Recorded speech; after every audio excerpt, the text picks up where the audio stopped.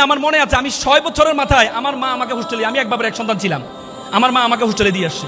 আমার বাড়ি ছিল বাজারে, আমাদের বাজারে একটা ছেলেও মানুষ হয় নাই, একটা ছেলেও মানুষ হয় নাই। পুরো বাড়ি, এত বড় বাড়ি, মাত্র 2 জন মানুষ অনার্স মাস্টার্স পাস করেছি। 2 জনেই ছোটবেলা ওদেরকে বাইরে পাঠানো হয়েছে। তোমার comfort zone, ignore your comfort zone.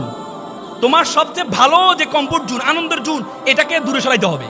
কেমন কেমন ধরো যারা তোমরা এখানে আছো, গ্রামে থাকো, সুযোগ পেলে অভিভাবক এখানে আছেন, আপনার সন্তানকে আপনি অন্যত্র পাঠিয়ে দিবেন, নিজের এলাকায় রাখবেন।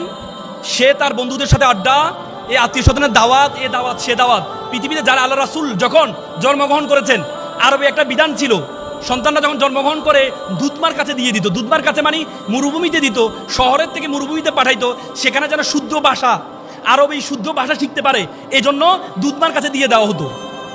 ইমাম শাফির কথা আমাদের নোবেল ভাই বলেছেন।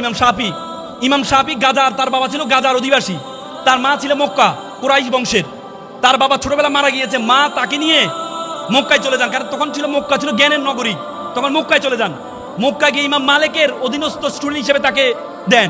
উনি ইমাম মালিক থেকে এত বেশি শিক্ষা অর্জন করেছেন, পরবর্তী ওনাকে বলেন নাসিরুল হাদিস, মানে হাদিসের সাহায্যকারী বলা হয় এখন। আমার মনে আছে আমি 6 বছরের মাথায় আমার মা আমাকে হোস্টেলে, আমি এক বাবার এক সন্তান ছিলাম, আমার মা আমাকে হোস্টেলে দিয়ে আসছে। আমার বাড়ি ছিল বাজারে, আমাদের বাজারে একটা ছেলেও মানুষ হয় নাই, একটা ছেলেও মানুষ হয় নাই। পুরো বাড়ি, এত বড় বাড়ি, মাত্র 2 জন মানুষ অনার্স মাস্টার্স পাস করেছি। 2 জনেই ছোটবেলা ওদেরকে বাইরে পাঠানো হয়েছে। এজন্য কমফোর্ট জোন থেকে তোমাদেরকে বের হইতে হবে।